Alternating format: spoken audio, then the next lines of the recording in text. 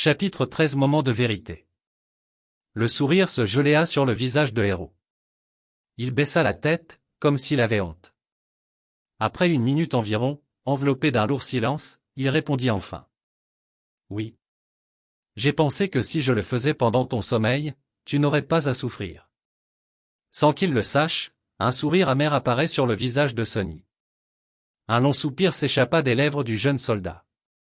Il reposa son dos contre la paroi de la grotte, ne levant toujours pas la tête. Je ne m'attends pas à ce que tu me pardonnes. Ce péché, aussi, sera à ma charge. Mais, s'il te plaît, si tu peux, trouve dans ton cœur la force de comprendre. Si les choses étaient différentes, j'aurais volontiers affronté ce monstre pour te laisser t'échapper. Mais ma vie n'appartient pas qu'à moi. Il y a un devoir insurmontable que j'ai juré d'accomplir. Tant que ce n'est pas fait, je ne peux pas me permettre de mourir. Sonny rit. Espèce de... Regarde-toi. Planifier de me tuer et insister encore pour avoir une bonne excuse. Comme c'est pratique. Je déteste vraiment les hypocrites comme toi. Pourquoi ne pas être honnête pour une fois? Ne me dis pas de conneries. Dis-le simplement. Je vais te tuer parce que c'est facile. Je vais te tuer parce que je veux survivre. Héro ferma les yeux, le visage plein de tristesse.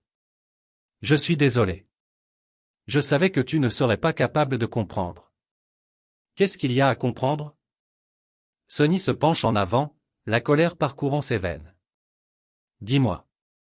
Pourquoi dois-je mourir? Le jeune soldat leva finalement les yeux. Même s'il ne pouvait pas voir dans l'obscurité, il tourna son visage dans la direction de la voix de Sonny.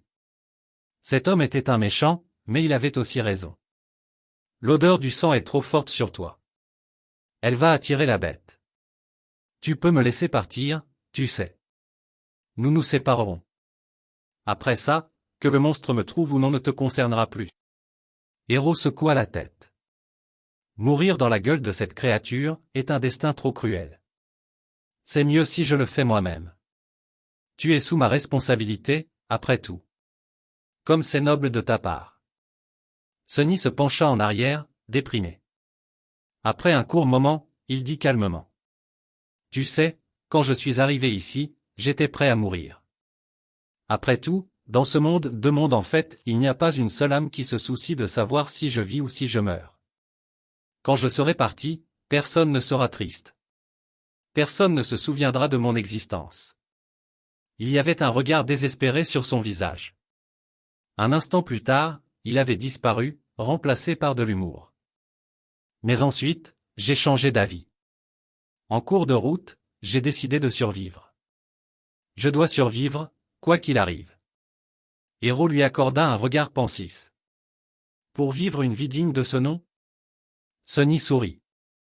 Une lueur sombre apparut dans ses yeux. Non. Pour vous nuire à tous. Le jeune soldat resta silencieux quelques instants, puis hocha la tête, acceptant cette réponse. Il se leva. Ne t'inquiète pas. Je vais faire vite. N'es-tu pas trop confiant? Qu'est-ce qui te fait croire que tu vas pouvoir me tuer? Peut-être que c'est moi qui te tuerai à la place. Héro secoua la tête. J'en doute. Mais dans la seconde suivante, il tituba et se mit à genoux. Le visage du jeune homme devint mortellement pâle, et avec un gémissement douloureux, il vomit soudainement du sang. Un sourire satisfait apparut sur le visage de Sonny. Enfin. Astérisque astérisque astérisque. Enfin. Héro était agenouillé, la partie inférieure de son visage couverte de sang. Étonné, il fixa ses mains, essayant de comprendre ce qui lui était arrivé. Quelle est cette magie? Avec de grands yeux et un visage pâle, il se tourna vers Sonny. Est-ce que ce voleur avait raison? As-tu lancé la malédiction du dieu de l'ombre sur nous?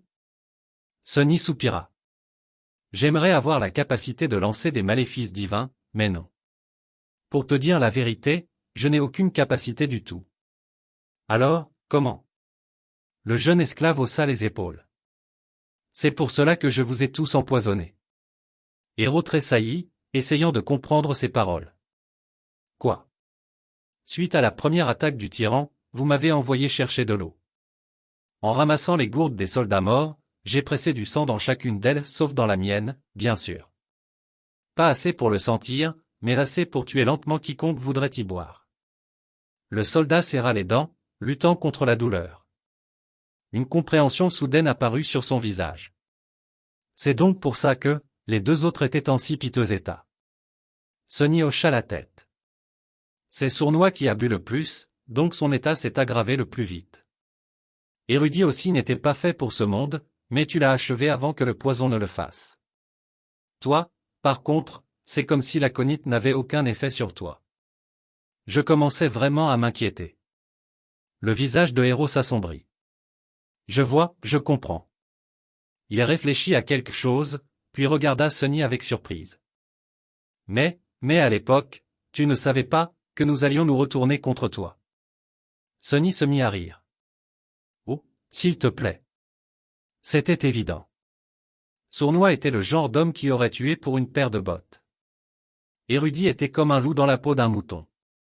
Les gens sont égoïstes et cruels dans les meilleures situations, étais-je censé croire que ces deux-là n'allaient pas me faire quelque chose de terrible face à une mort certaine. Héros cracha plus de sang. Alors, qu'en est-il de moi? Toi.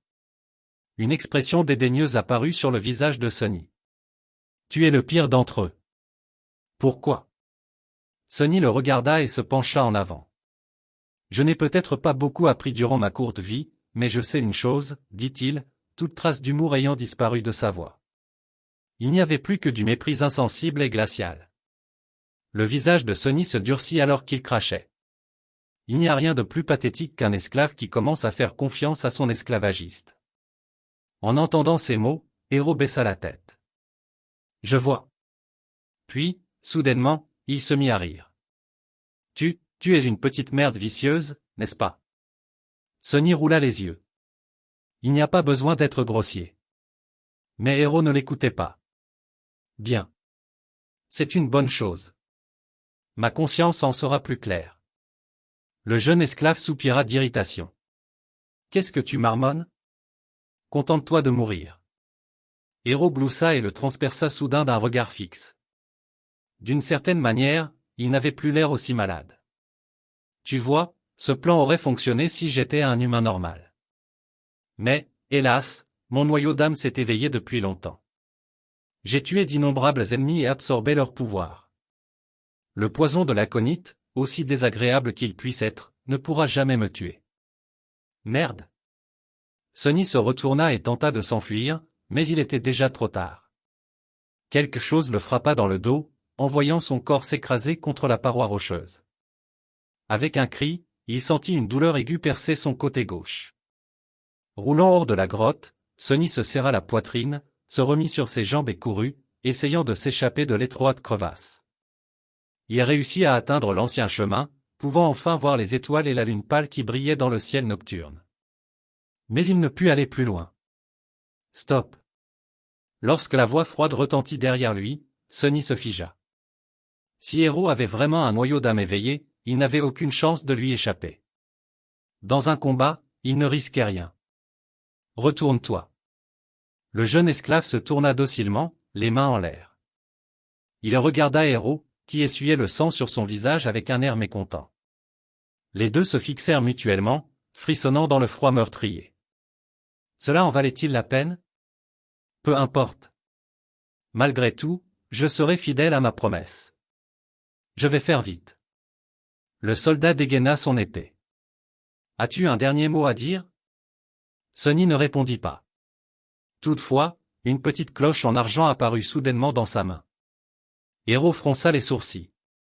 Où cachais-tu cette chose? Sonny secoua la cloche. Un son magnifique et clair s'écoula de la montagne, remplissant la nuit d'une mélodie enchanteresse. Qu'est-ce que tu fais? Arrête. Le jeune esclave s'arrêta consciencieusement. Qu'est-ce que? Sous les yeux ébahis de Héros, la cloche d'argent disparut dans les airs. Il regarda Sonny, perplexe et suspicieux. Dis-moi. Que viens-tu de faire? Mais Sonny ne répondit pas. En fait, il n'avait pas dit un seul mot depuis qu'il s'était échappé de la grotte. En ce moment, il ne respirait même pas. Héros, par contre, continuait à parler. Dis-le-moi maintenant ou tu vas le regretter.